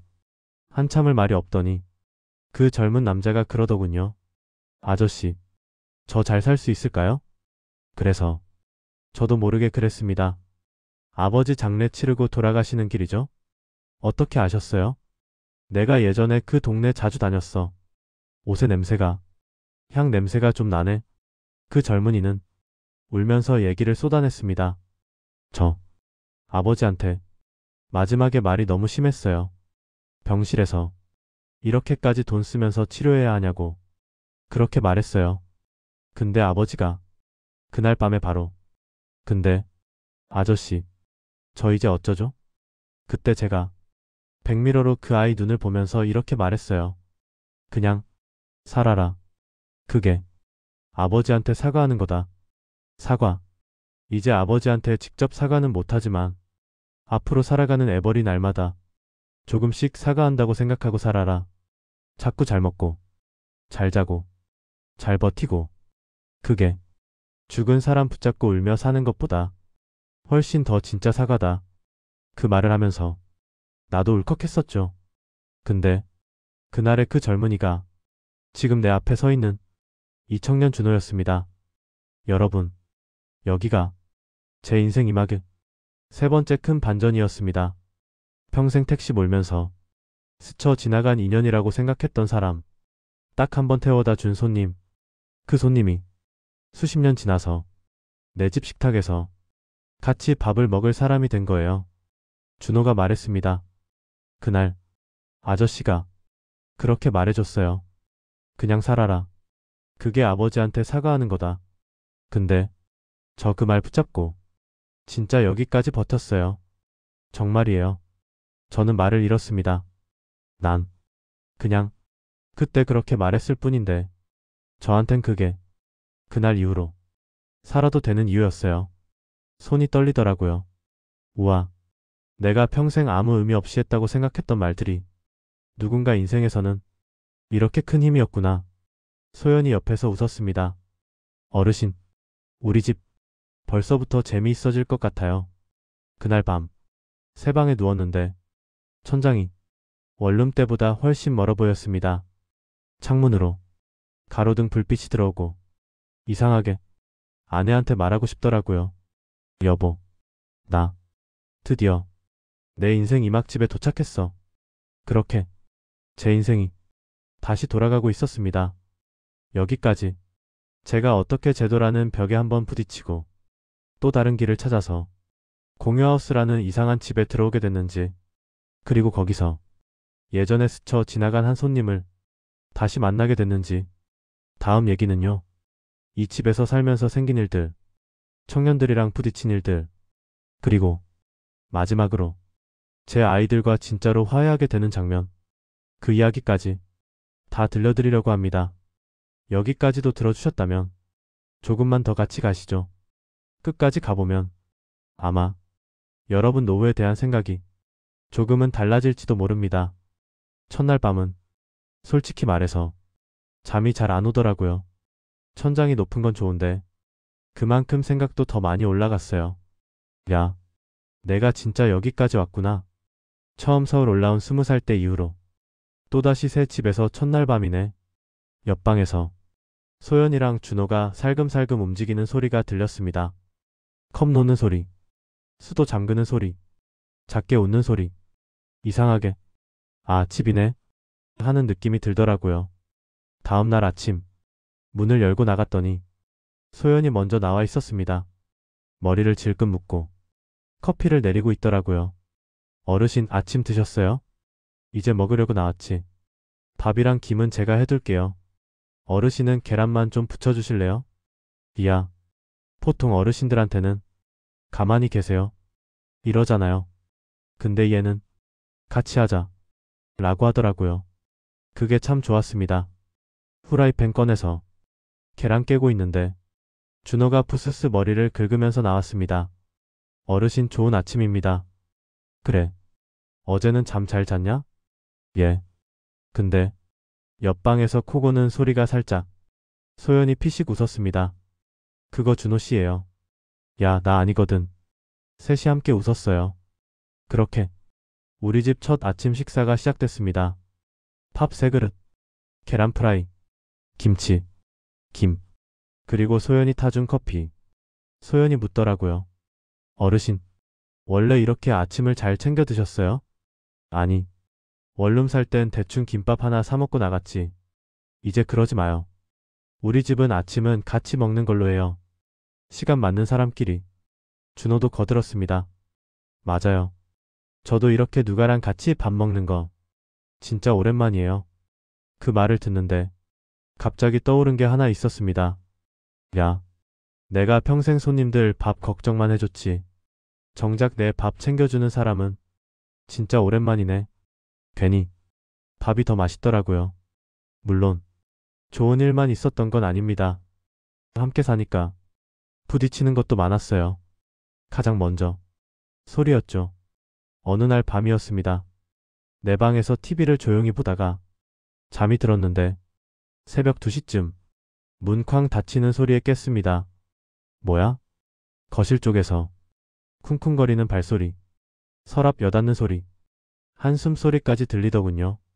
소연 목소리였습니다. 아, 진짜. 처음엔 나갈까 말까 망설였어요. 사생활인데 괜히 간섭하나. 근데 컵 깨지는 소리가 나길래 그냥 나가봤습니다. 거실에 나가보니 소연이 싱크대 앞에서 눈이 빨개져서 서 있었습니다. 바닥에는 깨진 컵 조각이 널려 있고요. 야, 괜찮냐? 제가 조심스럽게 물었습니다. 소연이 화들짝 놀라더니 급하게 눈을 훔쳤어요. 어르신 깨우려던 건 아닌데. 아니, 괜찮아. 그릇은 내가 치울게. 발 다치겠다. 가만히 있어봐.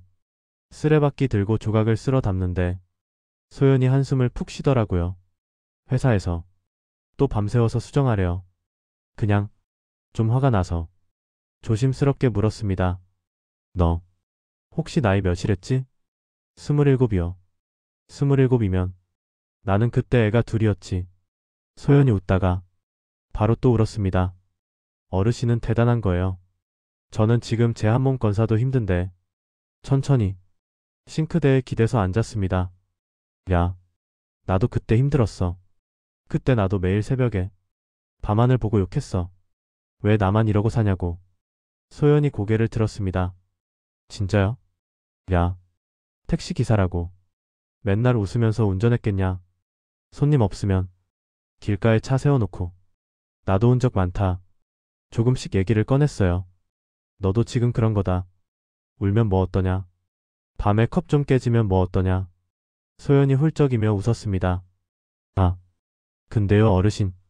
저 지금 하는 일 진짜 내가 좋아서 하는 일인데도 이렇게까지 막 다 버리고 싶게 힘든 건 왜 그런 걸까요? 좋아하는 일도 팥벌이가 되면 힘들지. 한참을 얘기하다가 제가 마지막에 그랬습니다. 야, 너 나중에 나이 들면 말이다. 지금 이 새벽에 컵 깨고 울던 거 웃으면서 얘기할 날도 올 거야. 소연이 코를 훌쩍이며 말했어요. 그날 어르신이랑 같이 있었으면 좋겠다. 그 한마디가 이 집에 제가 있어야 될 이유를 조용히 알려주더라고요. 준호랑은 다른 식으로 자주 부딪혔습니다. 얘는 하루 종일 집에 있는 날이 많았어요. 책상 앞에 앉아서 두꺼운 법전 같은 걸 펼쳐놓고 목은 거북이처럼 앞으로 쭉 내민 채 아저씨 아니 어르신 조용히 좀 해주시면 안 될까요? 처음엔 내 TV 소리 줄이라고 하길래 예, 알았다 하고 줄였습니다. 근데 나중에는 제 기침 소리도 신경 쓰는 눈치더라고요. 어느 날은 저도 모르게 화가 났어요. 야, 준호야. 내가 여기서 숨 쉬는 것까지 눈치 봐야 되냐? 준호가 움찔했습니다. 아, 그게 아니고요. 요즘 머리가 너무 예민해져서. 네가 시험 준비하는 건 알겠다. 힘든 것도 알겠고. 근데 여기 너 혼자 사는 집 아니다. 나도 여기 세입자다. 제가 좀 심하게 말했는지 준호 얼굴이 굳더라고요. 알아요. 그래서 제가 나갈까요? 그 말 듣는 순간 또 마음이 확 쪼그라들었습니다. 야, 내가 또 꼰대짓 했구나. 한숨을 푹 쉬고 제가 조금 목소리를 낮췄습니다. 아니다. 나도 미안하다. 너도 예민한 시기인 거 알면서 괜히 목소리부터 높였네. 준호가 머리를 극적였습니다. 저야말로 죄송해요. 요즘 사람만 보면 괜히 화가 나 있어서 가끔 엄마한테도 괜히 짜증내고 여기 와서도 그 버릇이 나왔네요. 잠깐 고요가 흘렀습니다. 제가 물었습니다. 너 공무원 되면 행복할 것 같냐? 준호가 멈칫했습니다. 적어도 불행하진 않을 것 같아요. 그 대답에 가슴이 살짝 아려오더군요. 나는 말이다. 택시 기사 할 때 행복했을 때도 있었고 불행했을 때도 있었다. 직업 때문이 아니라 내 마음이 어디가 있느냐에 따라. 준호가 잠깐 저를 보더니 고개를 떨궜습니다. 무슨 말씀인지는 알겠어요. 근데 지금은 이 시험에 붙지 않으면 내가 아무것도 아닌 것 같아서. 그 말 어디서 많이 듣던 말이었습니다. 야, 너 예전에 택시 타고 내 차에 탔을 때 그때도 그랬다. 준호가 눈을 크게 떴습니다. 아저 어르신, 그날 기억하세요? 다는 못해도 느낌은 기억난다. 내가 그때 한 말이 지금이랑 똑같았어. 나 이제 뭐가 되냐? 준호가 씁쓸하게 웃었습니다. 그렇죠. 인간이 쉽게 안 바뀌죠. 제가 어깨를 툭 쳤습니다. 바뀌지. 느리게 바뀌어서 그렇지. 그날 이후로 우리는 약속 하나를 했습니다. 밤 10시 이후에는 각자 방에서 최대한 조용히 지내기. 대신 저녁 먹기 전까진 거실에서 같이 밥 먹고 TV 볼 자유. 시험 준비한다고. 밥 먹을 때도 이어폰 끼고 있는 준호에게 제가 말했어요. 야, 밥 먹을 땐 이어폰 좀 빼라. 그것만 해라. 그러면 내가 밤엔 조용히 있을게. 준호가 머쓱하게 웃으면서 이어폰을 빼더라고요. 예, 그건 지키겠습니다. 그렇게 우리 셋은 조금씩 서로에게 맞춰가기 시작했습니다. 이 집에서 살면서 가장 큰 변화는 식탁이었습니다. 원룸에 있을 땐 식탁이란 게 없었어요. 싱크대 앞에 서서 대충 라면 먹고 TV 보면서 바닥에 앉아 먹고. 근데 여기선 웬만하면 식탁에 앉았습니다. 햇빛이 들어오는 낮, 따뜻한 전등 켜진 밤. 그 식탁은요, 작은 복지관 같았습니다. 어느 날 저녁이었습니다. 제가 김치찌개를 끓였어요. 야, 오늘은 내가 끓일. 너희는 밥만 해라. 소연이 냄비를 열어보더니 눈이 동그래졌습니다. 어르신, 이거 진짜 집에서 먹던 엄마 냄새 나요. 준호도 한 숟갈 떠먹더니 얼굴이 확 풀어졌습니다. 집밥이다. 그 말이 참 좋더라고요. 야, 이게 뭐 대단한 거라고 하면서도 속으론 뿌듯했습니다. 그날 식탁에서 얘기가 나왔어요. 어르신은 요즘 제일 후회되는 게 뭐예요? 소연이 물었습니다. 잠깐 생각하다가 제가 말했습니다. 남의 인생 핑계 대고 내 인생 안 챙기고 산 거. 둘이 조용해졌어요. 언제부터요? 글쎄, 20살 때 서울 올라온 이후로 지금까지 쭉. 그러면서 조금 더 솔직하게 털어놨습니다. 나는 말이다. 평생 가족을 위해서 살았다고 생각했어. 근데 나중에 보니까 그 말 뒤에 숨어서 내가 뭘 좋아하는지, 내가 어떻게 살고 싶은지 생각해 본 적이 거의 없더라고. 소연이 고개를 끄덕였습니다. 그래서 이제라도 생각해 보셨어요? 어르신은 어떻게 살고 싶으신지. 그래서 너희 집에 들어왔지. 둘이 동시에 웃었습니다. 이 집이 내 인생 마지막 환승역이라고 생각하고 있다. 여기서 남은 인생 어디로 갈지 다시 정해보려고. 준호가 말했습니다. 그럼 어르신, 꿈 같은 거 있어요? 지금이라도 해보고 싶은 거. 질문이 좀 갑작스러웠지만 머릿속에 하나 떠오르긴 했습니다. 택시 얘기로 책 하나 쓰고 싶다. 둘이 동시에 소리쳤어요. 어? 진짜요? 그래. 손님들 얘기, 내 얘기, 길 얘기, 그런 거 다 모으면 한 권은 나오겠더라고. 소연 눈이 반짝였습니다. 어르신, 그럼 그거 유튜브로 먼저 해보는 건 어때요? 유튜브? 네, 얼굴 안 나와도 돼요. 그냥 음성 녹음해서 올리면 되잖아요. 옛날 택시기사의 밤 이야기 이런 식으로. 준호도 거들었습니다. 요즘 그런 거 인기 많아요. 드라마처럼 풀어주면 어르신 목소리도 좋고 저희가 편집 도와드릴 겸. 순간 식탁 위 공기가 이상해졌어요. 야, 내가 유튜브를 해? 좀 우스웠습니다. 야, 나 그런 거 몰라. 나는 택시 계기판이나 봤지. 편집? 썸네일? 그런 거는 아예 모르는데. 소연이 바로 대답했습니다. 몰라도 돼요. 어르신은 그냥 얘기만 하세요. 말씀은 진짜 잘하시잖아요. 나머진 우리 역할. 준호도 웃으면서 말했어요. 그러면 저도 시험 스트레스 풀 때 어르신 대본 편집하면서 힐링하고. 그 순간 머릿속에서 뭔가 딱 하고 맞아 들어가는 느낌이었습니다. 그래. 이게 내 인생 이막이구나. 남의 회사 들어가서 새로 일 배우는 것도 아니고 누구에게 돈을 빌려달라는 것도 아니고 그냥 내가 평생 해오던 얘기를 조금 다른 방식으로 해보는 것. 한번 해볼까? 제가 조심스럽게 말하자 둘이 동시에 박수를 쳤습니다. 와, 그날 밤 우리는 식탁 위에 노트북을 올려놓고 채널 이름을 정하기 시작했습니다. 택시 아저씨의 밤, 노인 기사님의 한마디, 정효준 인생 이마, 별의별 이름이 다 나왔습니다. 결국 소연이 아이디어로 이렇게 정했어요. 효준 아저씨의 나이 들어서 하는 이야기. 그게 뭔가 참 좋더라고요. 나이 들었다고 얘기를 못하는 건 아니니까.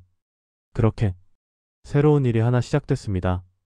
처음 녹음 날 저는 동행 택시 운행을 마치고 집으로 돌아와 거실에 앉았습니다. 소연이 스마트폰을 책상 위에 올려놓고 말했습니다.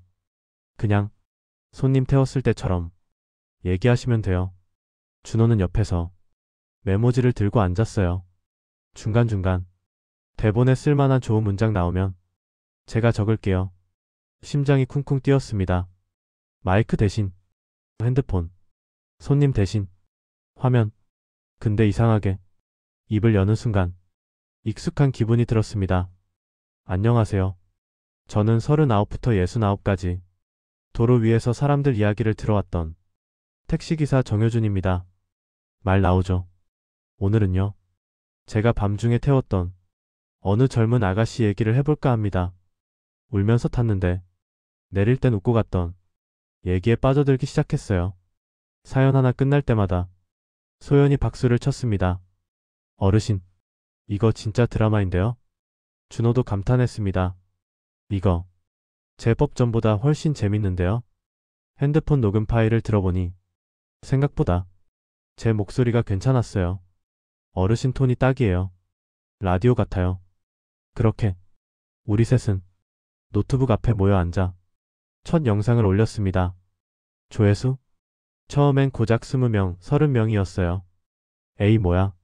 내가 이 나이에 조회수에 목매릴 도 아니고 하면서도 자꾸 숫자를 보게 되더라고요. 근데 며칠 지나니 댓글이 하나 둘 달리기 시작했습니다. 우리 아버지 생각나요. 택시기사님 목소리 너무 좋아요. 이 얘기 들으니까 오늘 하루 덜 외로워요. 그 댓글들을 읽는데 가슴이 이상하게 뜨거워졌습니다. 야, 내가 아직도 누군가에게 도움이 될 수 있구나. 내가 평생 해오던 일을 이제는 핸들 대신 마이크로, 계기판 대신 조회수로. 근데 본질은 똑같았습니다. 누군가의 하루를 조금 덜 외롭게 만들어주는 것. 시간은 그렇게 흘러갔습니다. 그 사이에 준호는 시험을 한 번 떨어졌습니다. 시험 발표 날 저녁 식탁 분위기가 이상하더라고요. 국만 식탁 위에 있고 밥그릇은 그대로. 야, 봤냐? 제가 조심스럽게 물었습니다. 준호가 고개를 끄덕였습니다. 어떠냐? 탈락. 공기가 확 무거워졌어요. 소연이 눈치를 보더니 조심스럽게 물었습니다. 괜찮아요? 준호가 씁쓸하게 웃었습니다. 괜찮으면 사람이 아니죠. 근데 이상하게 예전처럼 절망스럽진 않네요. 그 말이 조금 의외였습니다. 왜? 준호가 저를 슬쩍 보더니 이렇게 말했습니다. 어르신 얘기 계속 들으면서 생각이 좀 바뀌었달까? 어떤 생각인데? 예전엔 이 시험에 떨어지면 내 인생이 끝인 줄 알았거든요. 근데 요즘은 이 길이 아니면 다른 길도 있을 수 있다는 생각이 조금씩 들어요. 그 말 듣는데 갑자기 우리가 나눴던 수많은 얘기들이 한꺼번에 떠올랐습니다. 아, 얘도 조금씩 바뀌고 있구나. 제가 말했습니다. 야, 너 떨어졌다고 해서 오늘 밥 안 먹고 지나가면 그게 진짜 실패다. 준호가 웃었습니다. 이 집 규칙이죠? 밥은 같이 먹기. 셋이 같이 밥을 먹었습니다. 실패한 날 혼자 컵 깨던 소연도 우리 집에선 같이 밥을 먹었고, 시험 떨어진 날 혼자 술 마시고 싶을 준호도 우리 집에선 같이 국을 먹었습니다. 그걸 보면서 문득 이런 생각이 들었습니다. 야, 이게 가족 아니냐? 혈액형이 같은 게 아니라, 주민등록 등본에 이름이 같이 있는 게 아니라, 힘든 날 같이 밥 먹어줄 사람이 있다는 거. 이게 진짜 가족이구나. 그렇게 공유하우스 생활이 조금씩 몸에 밴 어느 날이었습니다. 뜻밖의 손님이 우리 집에 나타났습니다. 초인종이 울렸어요. 띵동. 소연이 나가서 문을 열더니 깜짝 놀란 목소리로 말했습니다. 어르신, 손님 오셨어요.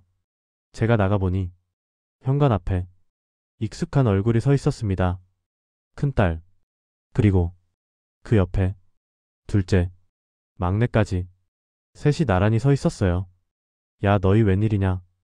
딸이 웃으면서 말했습니다. 아빠 집 구경 왔지. 순간 가슴이 철렁 내려앉았습니다. 여기가 이제 내 집이지. 그런데 이 아이들이 보기엔 이게 어떤 집으로 보일까? 소연이 재빨리 인사했습니다.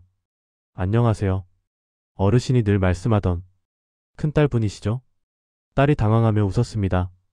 아내, 저 효준 아버지 딸입니다. 준호도 서둘러 나와서 인사했습니다. 안녕하세요. 함께 사는 뭐라고 해야 되지? 같이 사는 준호입니다. 둘째가 눈을 동그랗게 뜨더군요. 아빠, 진짜 젊은 친구들이랑 같이 사네? 막내가 웃었습니다. 집 분위기 좋다. 딸이 살짝 뜸을 들이다가 제게 말했습니다. 아빠, 우리 오늘 여기서 같이 밥 먹어도 돼? 그 말 한마디에 가슴이 꽉 찼습니다. 야, 당연하지. 여기가 원래 밥 먹으라고 있는 집이다. 그날 식탁에는 6사람이 둘러앉았습니다. 나, 소연, 준호, 그리고 넷의 아이. 음식은 있는 재료 다 꺼내 썼습니다. 소연이 된장찌개를 끓이고 준호가 계란말이를 했다가 3번이나 태워 먹고 막내가 배달치킨을 시켰습니다. 큰딸이 웃으면서 말했습니다. 아빠, 이 집 좋다. 제가 물었습니다. 뭐가 좋냐?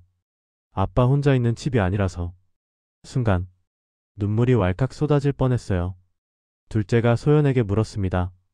우리 아빠, 집에서는 어때요? 소연이 웃으면서 답했습니다. 밥 잘해주고, 잔소리 조금 하고, 그래도 마지막엔 꼭 내 마음이 제일 중요하다라고 말해주는 그런 아저씨요. 둘째가 피식 웃었습니다. 우리 아빠 맞네. 막내가 준호에게 물었습니다. 형, 우리 아빠 꼰대예요? 준호가 진지하게 고민하더니 이렇게 말했습니다. 꼰대인데요. 그렇지. 자기 꼰대인 줄 알고 고치려고는 하는 꼰대예요. 다 같이 빵 터졌습니다. 그때 이상하게도 마음 한구석에서 이제야 가족 소개를 제대로 하는구나 하는 느낌이 들었어요. 내가 선택한 집, 내가 선택한 식구들, 그리고 나를 선택해준 애들 모두가 한자리에 앉아있는 식탁. 밥을 다 먹고 손주가 치킨 뼈를 만지작거리며 말했습니다. 할아버지, 나 여기서 자고 가면 안 돼? 딸이 깜짝 놀랐습니다. 야, 여기 사람 많아서 불편해. 아니야, 나 여기 좋아. 저는 웃으면서 말했습니다. 여기 방이 많진 않아서 말이다. 오늘은 엄마랑 같이 돌아가고 다음에 미리 말하고 오면 이불 깔아줄게. 손주가 고개를 끄덕였습니다. 약속. 작은 손가락이 내 주름 많은 손가락을 찾았습니다. 응. 약속. 손을 걸면서 이상하게 내 인생도 이렇게 새끼손가락처럼 다시 걸 수 있겠구나 하는 생각이 들더라고요. 아이들이 돌아가기 전 큰딸이 잠깐 저를 불렀습니다. 아빠, 왜? 나 아까 여기 들어올 때 조금 미안했거든. 뭐가? 마치 우리가 아빠를 책임 못 져서 이런 집에 보낸 것 같아서. 야, 제가 단호하게 말했습니다. 너희가 날 여기 보낸 거 아니다. 내가 선택해서 온 거다. 딸이 눈을 크게 떴습니다. 아빠, 평생 가족 때문에, 회사 때문에, 돈 때문에, 남들 때문에 살다가 나 이제야 한번 내 마음 때문에 살고 있다. 그걸 너희가 죄책감으로 덮지 마라. 딸 눈에 눈물이 고였습니다. 아빠, 그 말 녹음해도 돼? 옆에서 소연이 웃었습니다. 이거 다음 영상에 넣으면 안 돼요? 저도 같이 웃었습니다. 넣어라. 이게 내 인생 이막 제일 중요한 대사다. 아이들이 돌아가고 집이 다시 조용해졌습니다. 거실에서 우리 셋이 멍하니 앉아 있었어요. 소연이 먼저 입을 열었습니다. 어르신, 오늘 되게 멋있었어요. 뭐가? 그냥 아버지 모습이기도 하고 한 남자 모습이기도 하고 그런 거요. 준호도 거들었습니다. 저도 나중에 나이 들면 이렇게 늙고 싶다는 생각 오늘 처음 해봤어요. 괜히 쑥스러워서 제가 농담을 던졌습니다. 야, 너희는 나처럼 살지 마라. 너희는 좀 덜 고생하고 살아라. 근데 말하고 보니 조금 바꾸고 싶더라고요. 아니, 정정. 고생을 안 할 수는 없다. 대신 남 탓하면서 사는 고생은 좀 줄여라. 내 인생 선택하면서 하는 고생은 해도. 둘이 고개를 끄덕였습니다. 네, 그날 밤 새 영상 녹음을 했습니다. 오늘 있었던 일을 조금 정리해서. 안녕하세요. 효준입니다. 오늘은 제가 살고 있는 집 이야기, 그리고 제 아이들이 찾아온 이야기 조금 들려드려 볼까 합니다. 입이 술술 풀렸습니다. 예전엔요, 집이라는 게 그냥 비바람 막아주는 곳이라고 생각했습니다. 근데 나이 들어보니까 집이란 게 같이 밥 먹을 사람이 있는 곳이더라고요. 혈연으로 묶인 가족도 어쩌다 이렇게 멀어질 수가 있고, 피 한 방울 안 섞인 사람들끼리도 이렇게 가깝게 살 수 있구나. 저는 그걸 69에 처음 알았습니다. 혹시 지금 이 영상을 듣고 계신 분들 중에 저처럼 가족을 위해 산다고 살았는데 막상 나니 혼자네? 이런 분들 있으실 겁니다.